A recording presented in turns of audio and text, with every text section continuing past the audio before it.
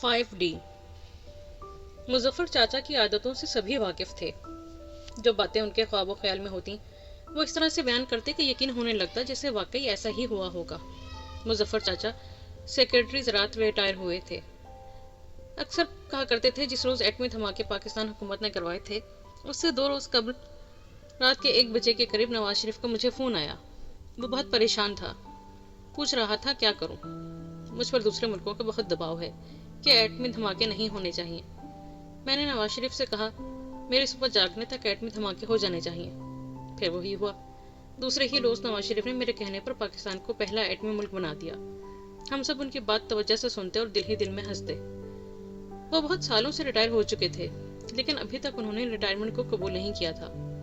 एक रोज गली के नुक्कड़ पर रफीक के ढाबे पर दोस्तों के साथ चाय पी रहे थे और उन्हें बता रहे थे मलिक रियाज से बचपन की दोस्ती है मेरी। हम इकट्ठे बंटे खेलते थे। मलिक रियाज के उस वक्त माली हालात अच्छे नहीं थे, वो अक्सर परेशान रहता था। मैंने उससे कहा यार तुम कुछ सदका खैरात किया करो। फिर आज देख लो, अगर उसने मेरी बात ना मानी होती तो रफीक के साथ ही दूसरा ढाबा मलिक रियाज का होता। मुजफ्फर चाचा की बातों में कभी किसी गरीब का जिक्र नहीं होता था। वो बड़े बड़े लोगों में उठते बैठते रहे थे। वो अपने दिल की बातों को फर्जी कहानियां बना बनाकर बयान करते रहते। हम सब उनका मजाक बनाते रहते थे। महसूस भी करते थे कि शायद जिंदगी की वो ख्वाहिशात जो शऊर में या लाशऊर में बसेरा कर लेती हैं वो तमाम उम्र हमारी हरकत और सकनात से नमूदार होती रहती हैं, जिनका एहसास हमें खुद नहीं होता, जो अक्सर दूसरों के लिए मजाक बन जाता है। वो रिटायरमेंट के बाद भी बालिहाज ओहदा ही लोगों से बात करते, वरना मूड में ही रहते। कभी कभी वैसे ही फुर्सत में मुजफ्फर चाचा को छेड़ देते, फिर लंबी लंबी बातें शुरू हो जाती। वक्त गुजरता गया, जवानी आई। जो जो उम्र में माहो साल का इजाफा होता गया, दुख और दर्द जिंदगी में भरते गए। नाकामियां बहुत से अनजान रास्तों के मोड़ मुड़ने पर मजबूर करती गईं और मैंने जिंदगी की भूल भुलाइयों में चलता गया। मेडिकल में जाना चाहता था, दाखिला ना हुआ तो रियाजी का पेपर एडिशनल दिया और इंजीनियरिंग की तरफ आ गया। डिग्री लेकर भी नौकरी ना मिली, साथ ही लॉ की डिग्री भी ले ली। यूं रास्ता बिल्कुल 180 के एंगल की तरफ मुड़ गया। वकील बन गया, लेकिन अक्सर सफर में किसी वैन में, बस में, कोच में बैठे अजनबी लोगों में खुद को भी डॉक्टर बताता था, कभी इंजीनियर। ये झूठ नहीं था और सच भी नहीं था, बस वो ख्वाहिश जो पूरी नहीं हुई थी और होनी भी नहीं। बस मेरी जात की तस्कीन हो जाती, मेरे दुखों का मदावा हो जाता। अक्सर अजनबी लोगों से मिलता तो बहुत खुश रहता। मैं उनके सामने खुद को नए रूप में बयान करता, वो रूप जिसमें खुद को खुद देखना चाहता था, जो मुमकिन तो ना हो सका, जिसको मौसम के असरात अपना असर दिखा गए। एक रोज बाकरी जना में बैठा चाय पी रहा था।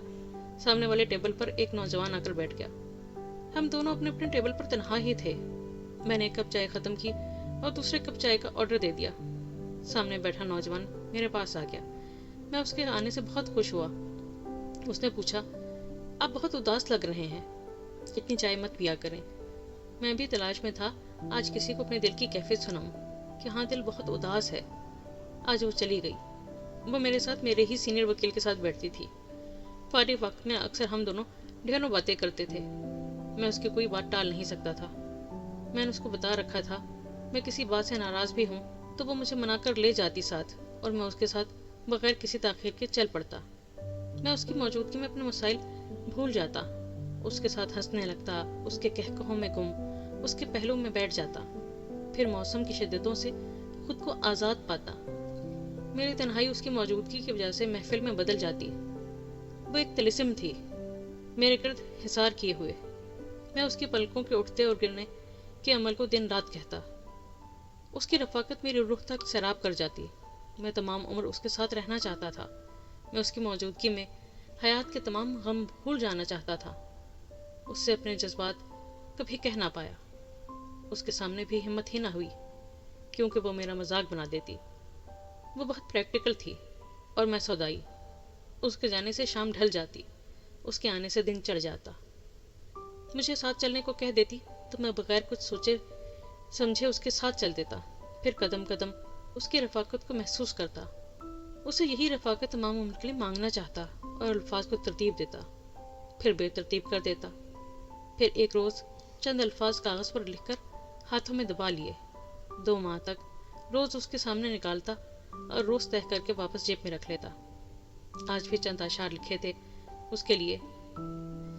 میں اپنی پلکوں سے تیرے چہرے کو سجاتا رہتا، سرخ پھول ہمیشہ کے لیے جوڑے میں مسکراتا رہتا، گھٹا کے جیسے رنگ بھری پلکوں کو اٹھانا گرانا، پلکوں کو اٹھاتا گراتا رہتا، تیری مانگ میں جگنوؤں کی ایک قطار سی بنا کر، تخیل کو ہنسی اور ہنسی بناتا رہتا، تو میرے آس پاس گھومتی رہتی یوں، اور تیرا گھنگور ہی مجھے گیت سناتا رہتا۔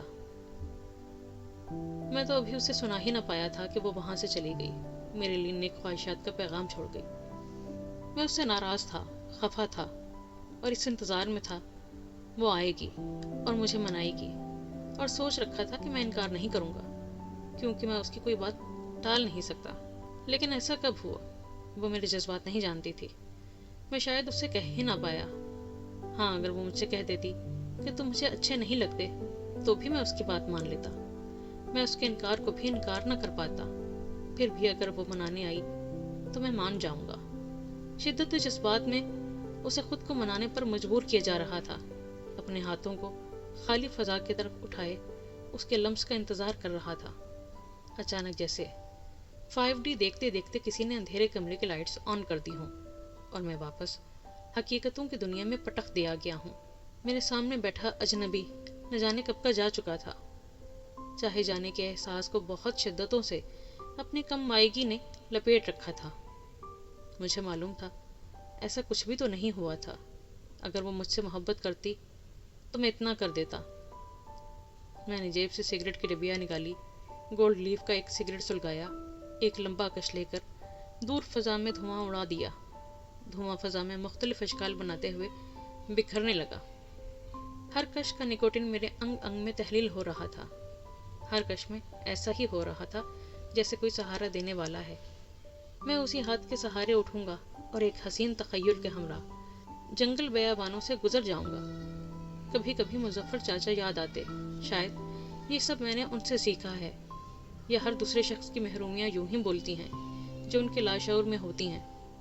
میں روز نیا روپ لیتا، نئے رنگ میں 5D کی طرح سے، اور جب تماشا ختم ہو جاتا، اندھیرے کمرے کی لائٹس آن ہو جاتی اور میں اس نئے روپ کے بھیانک اختتام کی شدتوں سے گزرتا، پھر سے بھرپور قوت سے جی اٹھتا، نئے روپ کو اسی شدت سے تخلیق کرتا، اسے چاہتا، پھر اسے کھو دیتا، غمگین ہو جاتا، اداس رہتا۔